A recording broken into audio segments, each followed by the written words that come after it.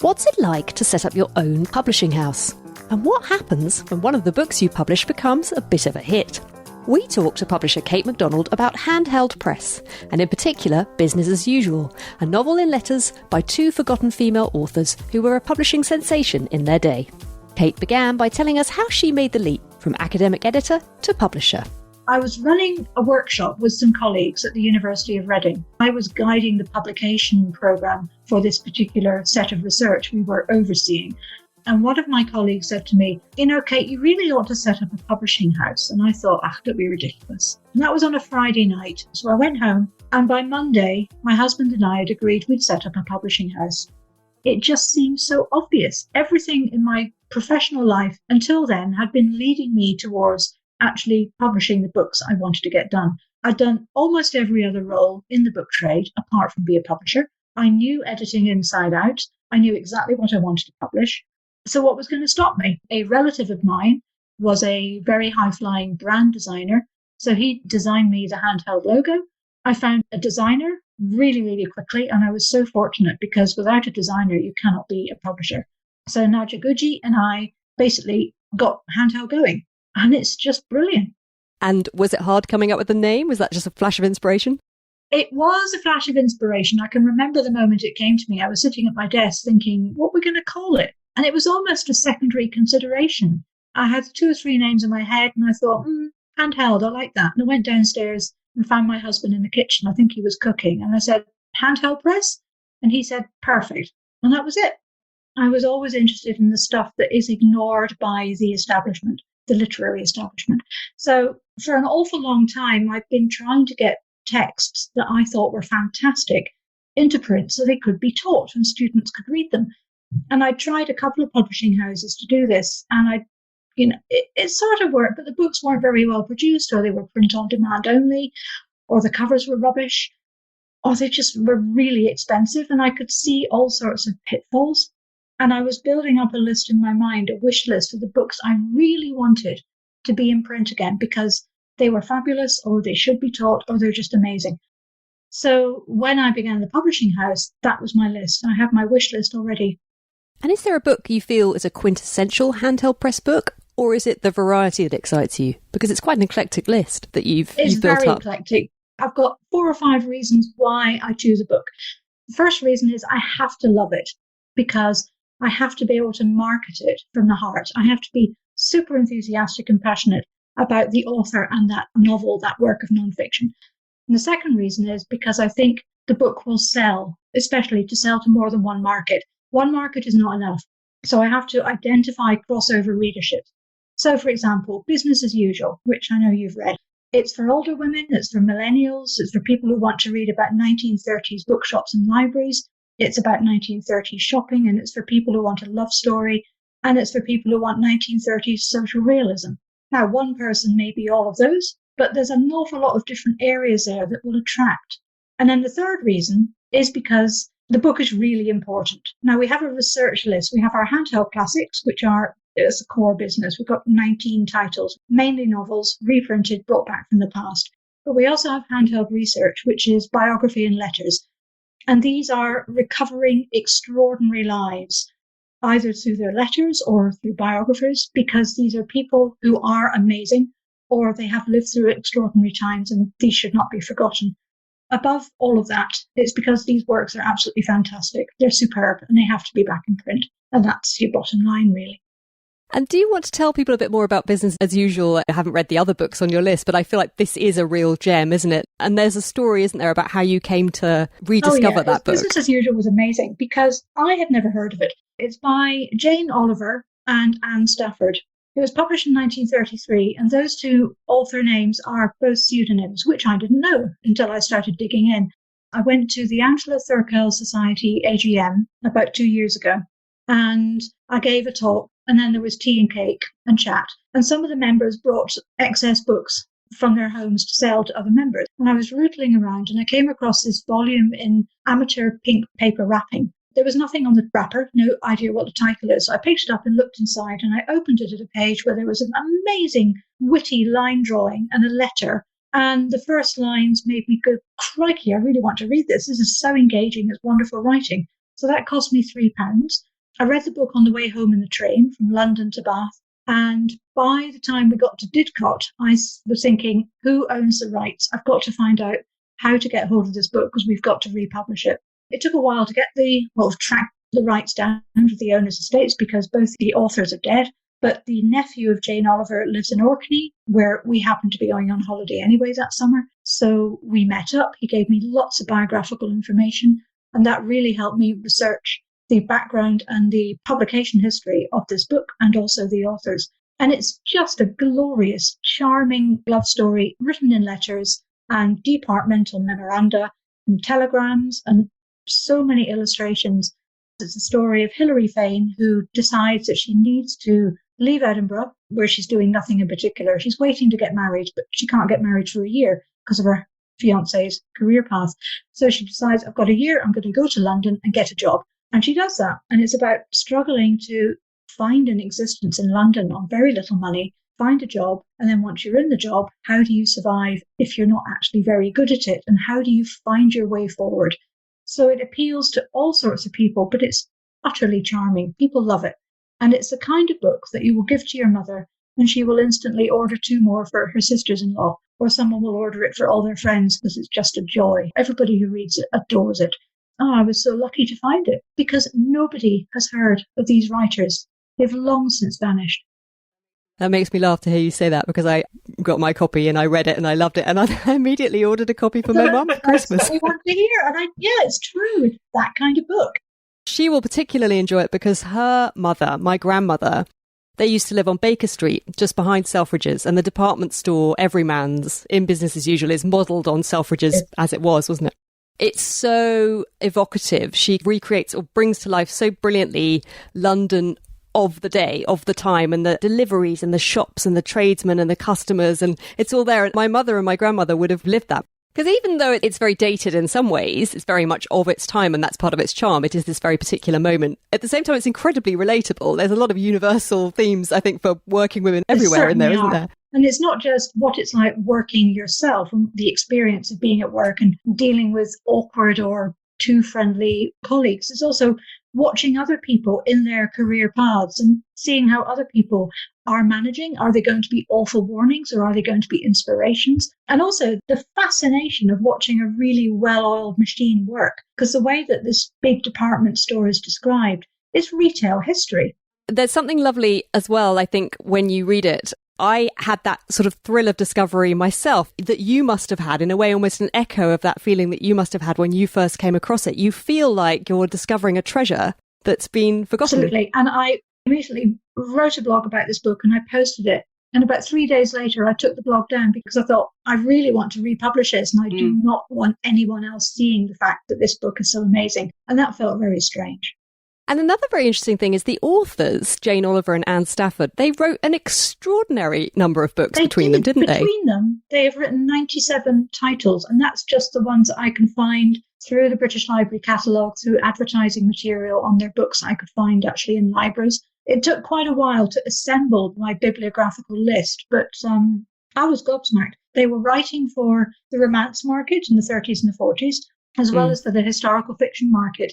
And they were churning out titles. I've only read a few. I don't think they're actually very good, or at least my taste is different to who they were writing for.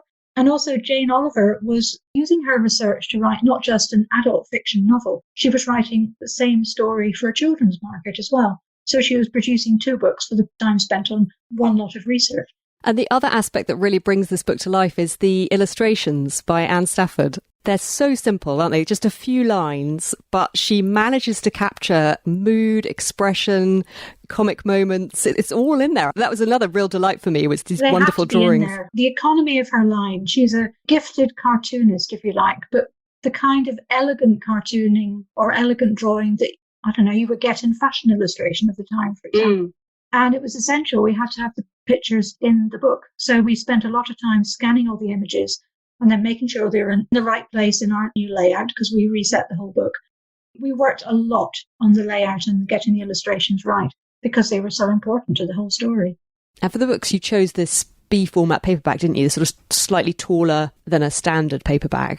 We chose that because we didn't want the typeface to get too small. And I've had a lot of feedback about this over the years, especially from older people who find the typefaces of modern novels can be extremely small and difficult to read. Ours is not like that. It's a sensible size and it's beautifully designed. And they do have a very distinctive, very cohesive style. I think once people have got to know them, they're instantly recognisable with this sort of white frame and then the image. Is that fun, coming up with the cover images for these? Because presumably you don't have to have discussions with any of the authors. Absolutely, yes. It's quite, at the moment I'm working with a real live author for our first commissioned biography. And that's been quite a dash of cold water because I have to learn things like tact and not too direct. Whereas normally, it doesn't matter about the authors. And the estates even don't take offence. The cover research is brilliant. I absolutely love doing the picture research because I know exactly the kind of thing I'm looking for. And I use a range of different picture archives and picture libraries. Once we have commissioned a painting, because it was so impossible to even conceive of what vintage image we might use, we just thought, no, this is for a science fiction novel originally published in 1975.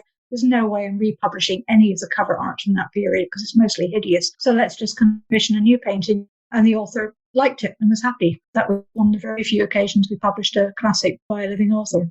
That was the Vonda McIntyre, wasn't it? I was interested in that when I saw your list. That leapt out at me because I remember reading some of her novels when I was a teenager and going through my science fiction phase. Yeah, like you, I read a lot of science fiction when I was younger. When I was a student, I worked in Aberdeen's first and only science fiction bookshop, so I got a lot of my book reading from there. And I discovered Vonda N. McIntyre there. I loved her work. Those novels were a formative part of my late teens. She was on my wish list, but I hadn't really thought very much about what I wanted to publish. I just thought, well, of course, I want to publish Vonda. And then I realised, hang on, her most famous novel, Dream Snake, is already out in a Gollancz science fiction classic. But the first novel, The Exile Waiting, no one's republished that. So I got in touch with her. I knew how to find her because she, at the time, was part of a publishing collective in Seattle. So I contacted her. I said, here we are. I'd like to republish The Exile Waiting. And she said, well, yes, of course. Let me send you to my agent. And eventually we signed the contract in January. In early February, Vonda told me that she'd just been diagnosed with stage 4 pancreatic cancer, which was an absolute blow to the stomach. Her sister had died of it the year before. So she wasn't entirely surprised, but obviously she was pretty shocked. So we had planned to bring out our edition of her novel in 2020, this year, but we pulled it back. We moved lots of things around. People rearranged their schedule so we could get the introduction written, the cover art done, and the book published, hopefully before she died. As it was, she did see the cover art and she liked it, and she died 3 weeks later. So she never saw her book come back into print, but she knew it was on the way, and that made her very happy. Oh, it was just dreadful. It was like losing a friend I'd never met, but I'm pleased and proud that we got that out.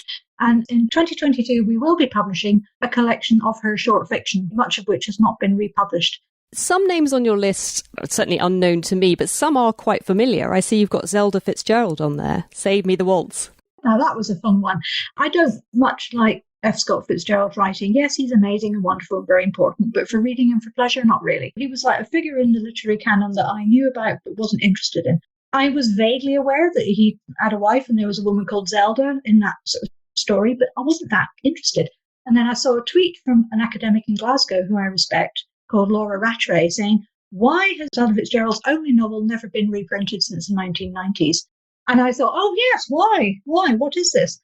So I looked into it and I realised that Zelda Fitzgerald came out of copyright at the beginning of 2019. So I immediately scurried around and I asked Zelda's biographer if she would write an introduction. She was delighted. I started preparing the book and I was thinking that, of course, there will be other editions. We're going to have to compete with all the big American publishers who are also going to be bringing out Zelda Fitzgerald. Were we hell? Nobody paid the slightest bit of attention except us. And so because of that, our edition is being taught in an awful lot of US universities and colleges because there is not another edition of this wonderful novel in print apart from ours. And what do you think about that one? Do you think it would be good for a book club? Not sure. I think it's very consciously literary. So if you've got a book club who want to read very conscious literary jazz age fiction of the it was published in the 30s, but it's set in the 20s, then yeah, it's stupendous. And if you're interested in writing about ballet and art, then yes, it is a phenomenal novel, but it's quite intense. So it depends. Every book club must be different. And you have a couple of, are they short story collections? British Weird and Women's Weird? Yeah, the weirds. Now, this is something that's unexpected for me because I thought that I would be focusing on single individual writers, maybe 2 or 3 titles by individual writers. But somehow we seem to have filled a gaping void for thousands of readers who have been crying out for classic short stories of supernatural and horror by women. And I can't explain that. That's a very clearly defined niche. Well, I didn't know it even existed because I don't read horror fiction. Neither do I. Not an interest of mine. The editor, Melissa Edmondson, I asked her, I know you do something with the Gothic and horror fiction by women. I'd like to commission an anthology of classic women writers of the supernatural. And she said, yes, of course, here is my list of the first 20 stories I think you should consider. Okay, right. And then it just went on from there. She's been researching this stuff for years. She knew exactly the stories that she wanted to bring back to public awareness. Women's Weird, first anthology, was pretty successful. Women's Weird 2, a year later, that has also been pretty successful. And British Weird, which James Maitkin edited, The Guardian went and reviewed what I thought was going to be Women's Weird 2. Trouble is, David Barnett, the author, he spent the first half of his article talking about Women's Weird. If he'd only told me, I would have got more stock in, because the day his article came out, I'd sold out in about half an hour. And then the Washington Post, the week after, reviewed British Weird and Women's Weird 2. So we've had to do an awful lot of very hasty reprinting, which has been hair-raising for my finance director. But we've done it because people want these books. It's just amazing. It's wonderful. I'm really happy. It sounds like you're still on the learning curve as a publisher. The more I learn, the more I know I don't know. And I feel I'm winging it occasionally, but I know my stuff. I know my literature and I know the market. And I think we're getting it right more and more, which is a really good feeling. I imagine perhaps it's like asking you if you have a favourite child, but apart from Business as Usual, is there a book that is particularly special to you? I'm very fond of Kingdoms of Elfin by Sylvia Townsend Warner, because this was probably the top one of my wish list. It's a collection of linked short stories about very amoral, dark, obsessive fairies that Sylvia Townsend Warner wrote as a very old woman, and she published them in the New Yorker in the early 1970s. And then they were collected as a collection called Kingdoms of Elfin. I read it when I was a teenager and loved it, absolutely loved it. And when I was getting the publishing set up, I thought, well, of course, Sylvia Townsend Warner is published by everybody. Virago and Vintage, they've all got Warner titles. But I wonder where Kingdoms of Elfin is. I can't see an edition. So I asked about the rights. And to my absolute astonishment, nobody had wanted the rights for this extraordinary collection of fantasy short stories because they're fantasy. And maybe because they're short stories too. So we got the rights. And I was speaking to John Clute, who was a big science fiction collector and authority and encyclopedist. And I said, yes, we've got Kingdoms of Elfin. We're going to bring it out. And he said, oh, good, good. And Neil would be really interested. He loves that book. And I went, who? He said, Neil Gaiman. Oh, really? I'm sure he'd do you an endorsement. Okay. So on a Saturday morning, I got an endorsement for Kingdoms of Elfin in an email from Neil Gaiman. So because of that, that was my first taste of what an endorsement can do, and big learning curve for that book as well. But we did that one right, and I love it.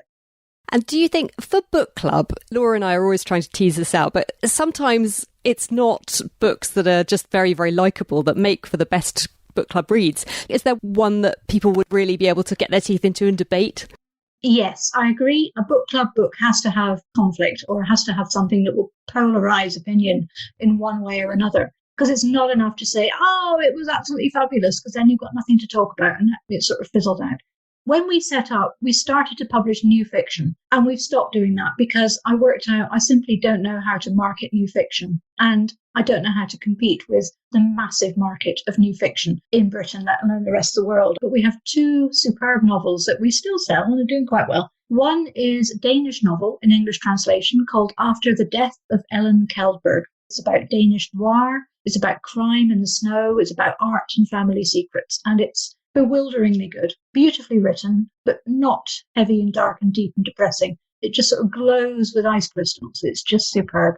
And there's a lot there to unpack and unpick about when you find out this and what you think about that and which side are you on for this aspect or this event.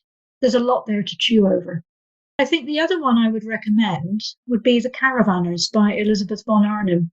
Well, it was published in 1907. Elizabeth von Arnim was Australian, cousin of Catherine Mansfield, and in her extreme early 20s, she married a Prussian count and lived in Prussia for about 15 years, and she had 3 or 4 children. But she began to write novels, and she became very famous as Elizabeth of the German Garden. That's the book she's most well known for. But in 1907, she published The Caravanners, which is the story of a Prussian baron and his second wife, Edelgard, and their attempts to have a cheap holiday by going on a group caravan holiday in Kent with some English people they don't know, with horse-drawn caravans in August. What could possibly go wrong? And the joy of the novel is the absolute self-absorbed narration by the Prussian count and his inability to see how appalling he is, how atrocious his behaviour, how backward and mansplaining he is. And it's just a riot. It is so funny. And you're weeping with laughter and recoiling in horror at the same time. For sheer enjoyment, I would recommend that one. That sounds great. And do you have anything coming up in the pipeline that you're excited about? All of it I'm excited about. I'll give you some highlights. 2021, in March, we're publishing a forgotten memoir of the Second World War by Margaret Kennedy, author of The Constant Nymph, which was never published in Britain. It was only published in the States and has disappeared. But I tracked it down and I'm just so excited to be bringing that into print again. We're going to be publishing our first commissioned biography of Valentine Ackland in May. She was a cross-dressing lesbian poet and social justice activist, and she was the lifetime companion and lover of Sylvia Townsend Warner. And that's a pretty astonishing story, a really good book. I'll be publishing a collection of short stories by Eleanor Mordaunt called The Villa and the Vortex, and a John Buchan novel, a supernatural novel called The Gap in the Curtain. And in 2022, I can tell you about a couple, Malcolm Saville, who was very well known for his Lone Pine adventures, outdoorsy nature adventures in Shropshire from the 1950s for children. He wrote this extraordinary nature writing classic in 1946 called Jane's Country Year. And it's about what happens to a little girl, a 12-year-old girl, who has to leave London because she's been so ill with the aftermath of the Second World War. So her parents send her to Shropshire to an uncle and aunt's farm, and she has a year on a farm.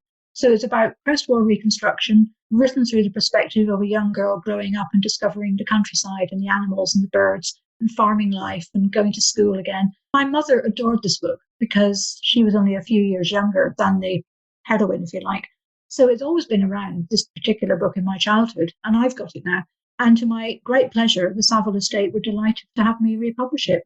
Well, I feel really inspired about all of these. Good. So I can only carve out the time to curl up and read them. And do you manage to get any of your own reading done, on the side from all your work projects? I do. I do reviewing of science fiction for Strange Horizons, and I don't publish new science fiction, so that's a nice demarcation. I'm able to read for pleasure the books I don't want to republish. We've got a fairly defined set of books that we do republish. If I keep away from that, I can just wallow. And if I need to really relax, I will read anything by Terry Pratchett or Georgette Hare, and that will be comfort reading. Georgette Hare, you're on the right podcast for that. Yes, when I heard you talking about Georgette Hare, I was going, no, but, and I was interrupting the podcast, but nobody heard. We always would love to have that conversation with anyone. Well, Kate, it's been absolutely delightful talking to you about your books. And I enjoyed attending the Handheld Book Club the other night on Business as Usual. Do you think that you might be doing more of those in the future? We have a whole list of Handheld Book Clubs planned every month, usually the second Tuesday of the month, but it varies depending on availability. So if you go to our website and look in the search box for Handheld Book Club, you'll get the page which has the programme. Well, Kate, thanks so much for joining us and for telling us all about Handheld Press. You're welcome. It's been an absolute pleasure. That's all for this episode. A quick recap of the books we mentioned. We discussed Business as Usual by Jane Oliver and Anne Stafford, Save Me the Waltz by Zelda Fitzgerald, Women's Weird, edited by Melissa Edmondson, British Weird, edited by James Machin, The Exile Waiting by Vonda N. McIntyre, Of Cats and Elfins by Sylvia Townsend Warner, After the Death of Ellen Keldberg by Eddie Thomas Peterson, and The Caravanners by Elizabeth von Arnim. And you'll find all the details on Handheld Press under the episode guide on our website, thebookclubreview.co.uk, including the link to the Handheld Book Club. Next up on the Book Club Review is our Book Club Book of the Year show, in which we'll be reviewing all the titles we've read this year and trying to figure out which one was the best book club book. That episode is coming soon. If you enjoyed the show and are hankering after more, do check out our website, where you can find our archive of over 80 shows to browse through, including our most recent book club episodes En Bonjour Tristesse by Françoise Sagan and The Memory Police by Yoko Ogawa. You can also explore our library of book reviews and articles, including one dedicated to the very best Georgette Heyer novels, our guilty pleasure reading. If you'd like to see what we're up to between episodes, follow us on Instagram or Facebook at Book Club Review Podcast, on Twitter at Book Club RVW Pod, or email thebookclubreview@gmail.com. And if you're not already, why not subscribe to us on iTunes or wherever you get your podcasts? If you like what we do, please do take a moment to rate and review the show and help other listeners find us.